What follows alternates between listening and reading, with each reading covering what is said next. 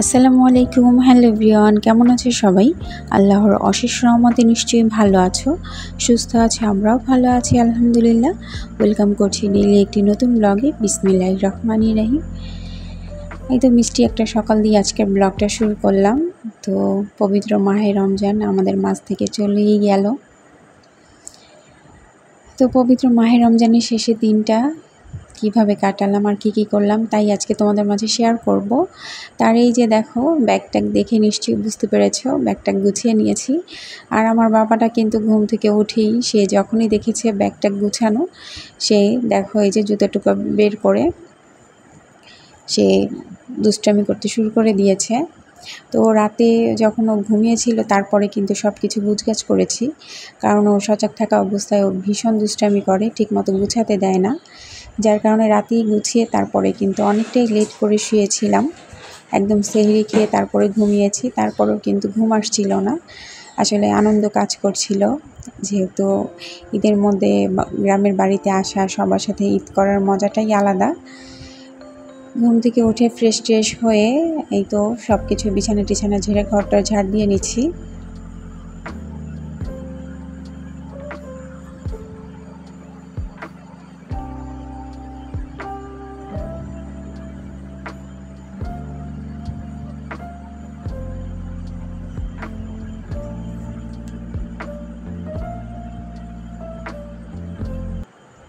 আর প্রয়োজনীয় কিছু জিনিস বাকি ছিল, সেগুলো আরাফের পাপা আবার এনেছে।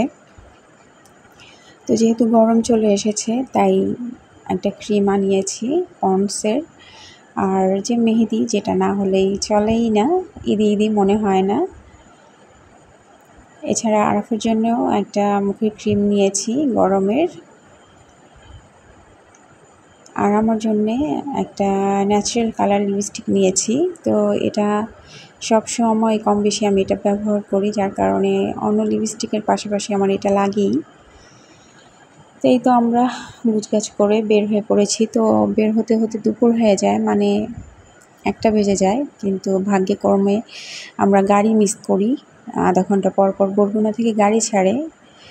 তো এই যে দেখো, আরাফ কিন্তু খুবই বিরক্ত করছিল, আর প্রচুর পরিমাণে রোদ, বাহিরে প্রচুর গরম লাগছিল। তো অবশেষে আমরা অনেকক্ষণ অপেক্ষা করার পরে বাসে উঠতে পারি। তো ভিডিওটি যারা দেখতে শুরু করেছো বা এখনও পর্যন্ত আছো, অবশ্যই কিন্তু তোমাদের মূল্যবান লাইকটা দিয়ে সম্পূর্ণ ভিডিও জুড়ে থেকো। প্লিজ স্কিপ করো না, কারণ তোমাদের মূল্যবান লাইকের কারণে কিন্তু আমার ভিডিওটা অন্যদের কাছে শেয়ার করতে সাহায্য করবে।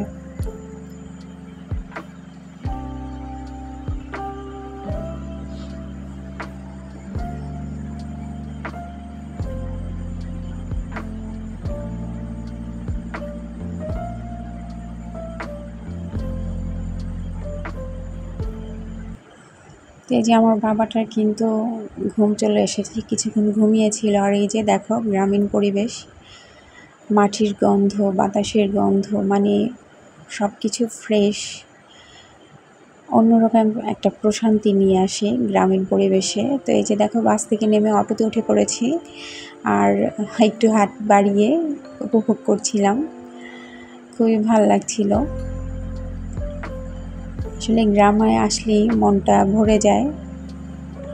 গ্রামের আলো, বাতাস, প্রকৃতি, গাছপালা, কি বলবো, প্রতিটা জিনিসই। আর এই যে দেখো কি পরিমাণ ধুল জমেছে গাছের পাতাগুলোর মধ্যে।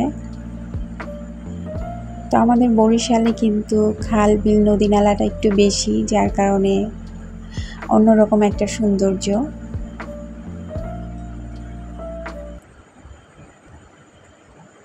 আর এই যে দেখো, ট্রলার ভরে কিন্তু তরমুজ, আসলে বরগুনাতে কিন্তু প্রচুর পরিমাণে তরমুজ পাওয়া যায়। তো এইখান থেকে কিন্তু আমরা পরে তরমুজ নিই। আর এই যে দেখো, মৃৎশিল্প, মানে সম্পূর্ণ একটা গ্রাম জুড়েই এই মৃৎশিল্পগুলো, ওরা এগুলো নিজেরাই বানায়। তো অনেক দোকান, আমি কিছুটা তোমাদের মাঝে শেয়ার করলাম। তো এই যে ফাইনালি কিন্তু চলে এসেছি আমাদের গ্রামের কাছাকাছি।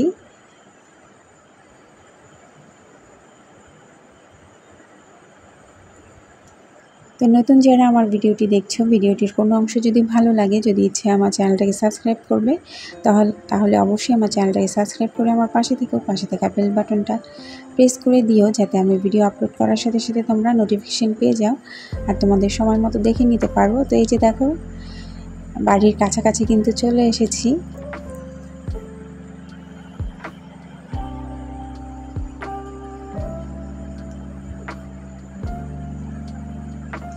এই তো আমার ছোট দেবর এসেছে আমাদের এগিয়ে নিয়ে যেতে।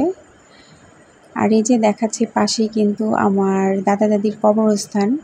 তো আমার দাদু বাড়ি, নানু বাড়ি, শ্বশুর বাড়ি সবই কিন্তু একই গ্রামের মধ্যে।